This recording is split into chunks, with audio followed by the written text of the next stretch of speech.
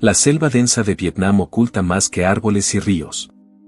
Esconde los ecos de una guerra que Estados Unidos quisiera olvidar. Una guerra en la que la potencia más poderosa del mundo fue humillada por un enemigo que, en teoría, jamás debió haber representado una amenaza real. Pero lo hizo. Y no solo lo hizo, sino que redefinió para siempre la política, la guerra y la percepción del poder estadounidense. Todo comenzó con una idea. La idea de que el comunismo debía ser detenido a cualquier costo. Estados Unidos había pasado las últimas 2 décadas librando una lucha ideológica contra la Unión Soviética y China. La doctrina de contención marcaba cada una de sus decisiones militares y políticas. Si un país caía en manos del comunismo, se temía que otros lo seguirían como piezas de dominó. Y Vietnam, un país pequeño en el sudeste asiático, era la siguiente ficha en juego. El conflicto no empezó con tropas estadounidenses desembarcando en la selva, sino con una guerra civil entre el norte y el sur de Vietnam. El norte, liderado por Ho Chi Minh, quería un Vietnam unificado bajo el comunismo. El sur, con un gobierno apoyado por Occidente, luchaba por evitarlo. Al principio, Estados Unidos solo enviaba asesores militares y dinero, pero pronto la situación se salió de control. En 1964, un incidente en el Golfo de Tonkin cambió el curso de la historia. O, al menos, eso es lo que dijeron los altos mandos de Estados Unidos. Según su versión, barcos vietnamitas atacaron destructores estadounidenses. Con este pretexto, el Congreso de Estados Unidos otorgó poderes prácticamente ilimitados al presidente Lyndon B. Johnson para intervenir en Vietnam. Se desató una guerra total. Pero aquí es donde la historia toma un giro inesperado. Estados Unidos tenía helicópteros, aviones, bombas y la tecnología más avanzada. Vietnam del Norte tenía túneles, trampas y una determinación inquebrantable.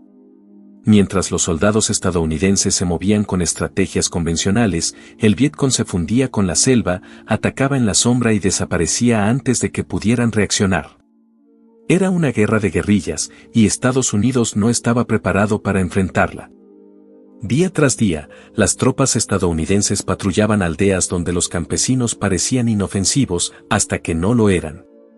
Atacaban desde la nada, usando minas, emboscadas y tácticas que desmoralizaban al enemigo. Pero lo más aterrador para los soldados estadounidenses no eran las balas, sino la sensación de que no sabían quién era su enemigo. Podía ser un anciano, un niño, una mujer. Podía estar a su lado en la mañana y apretar el gatillo al anochecer. Ante la frustración, las tácticas de Estados Unidos se volvieron brutales. Se lanzaron toneladas de napalm y agentes químicos como el agente naranja, destruyendo no solo la selva, sino la vida de miles de civiles. Las imágenes de niños corriendo desnudos, quemados por el napalm, comenzaron a llegar a las pantallas de televisión en todo el mundo. Por primera vez en la historia, una guerra se estaba transmitiendo en vivo y el pueblo estadounidense comenzó a cuestionarla. Mientras los generales aseguraban que la victoria estaba cerca, la realidad en el campo de batalla decía otra cosa. La ofensiva del Tet de 1968 fue el golpe más devastador. En un ataque coordinado, el Vietcong y el ejército de Vietnam del Norte asaltaron más de 100 ciudades y bases militares al mismo tiempo. Aunque militarmente fue un fracaso para el Vietcong, en términos de percepción, fue un desastre para Estados Unidos. Los ciudadanos en casa vieron que el enemigo no solo seguía en pie, sino que tenía la capacidad de atacar en el corazón de la ocupación estadounidense. La confianza en el gobierno se desmoronó. Las protestas se intensificaron. Jóvenes quemaban sus cartillas del servicio militar en las calles. La música, el arte y la cultura comenzaron a reflejar el hartazgo de una generación que se negaba a ser parte de un conflicto sin sentido. Richard Nixon, el nuevo presidente, prometió una paz con honor. Pero no había honor en retirarse de una guerra que ya estaba perdida. Mientras tanto, en las sombras, Estados Unidos bombardeaba secretamente Camboya y Laos, expandiendo aún más la destrucción sin lograr cambiar el resultado final. Y luego llegó 1975. La caída de Saigón. Los últimos helicópteros evacuando desesperadamente a los estadounidenses y sus aliados desde la azotea de la embajada. Imágenes de soldados derrotados, de vietnamitas colgándose de los helicópteros en un intento desesperado por huir. Fue el epílogo de una historia de arrogancia, mal cálculo y resistencia. Estados Unidos gastó miles de millones de dólares, perdió a más de 58,000 soldados y mató a más de 1 millón de vietnamitas. Todo para terminar con una derrota que dejó cicatrices profundas en su identidad como superpotencia. Vietnam no solo fue una guerra perdida. Fue la guerra que humilló a Estados Unidos. Una guerra que expuso sus debilidades, que dividió a su sociedad y que demostró que ni siquiera el país más poderoso del mundo podía imponerse a un pueblo dispuesto a luchar hasta el final. Pero la humillación de Estados Unidos no terminó con la retirada de sus tropas. Las cicatrices de Vietnam quedaron grabadas en la psique del país, moldeando su política exterior, su cultura y la confianza de su pueblo en sus líderes. Los soldados que regresaron a casa no fueron recibidos como héroes. No hubo desfiles, ni celebraciones. Al contrario, fueron ignorados, despreciados e incluso insultados por una sociedad que los veía como símbolos de una guerra injusta y fallida. Muchos de ellos no solo cargaban con las heridas físicas del combate, sino también con las psicológicas. El síndrome de estrés postraumático se convirtió en una epidemia entre los veteranos, llevándolos a vivir en las calles, a la adicción y al suicidio. El gobierno, que los había enviado a luchar, no supo cómo recibirlos.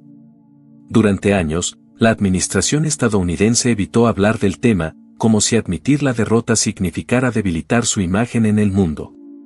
Pero el silencio no pudo ocultar la verdad. Vietnam no solo había sido una derrota militar, sino también una herida abierta en el alma de la nación.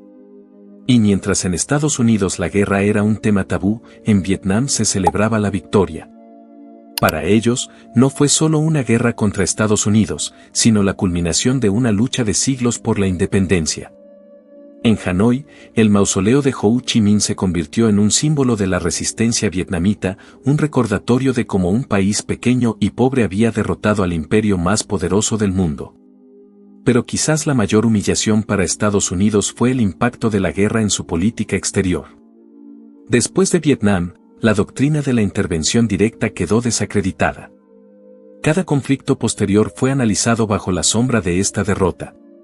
Los líderes estadounidenses temieron involucrarse demasiado en guerras prolongadas, recordando siempre las lecciones de la selva vietnamita. El caso más claro fue la Guerra del Golfo en 1991. En esta ocasión, Estados Unidos entró con una estrategia clara, un objetivo limitado y una salida rápida. No querían otro Vietnam. Pero la lección no fue completamente aprendida. Décadas después, en Irak y Afganistán, el fantasma de Vietnam volvió a aparecer. Una guerra prolongada, un enemigo esquivo, una ocupación desgastante y, al final, un retiro humillante. Vietnam no fue solo una guerra. Fue un punto de quiebre en la historia de Estados Unidos.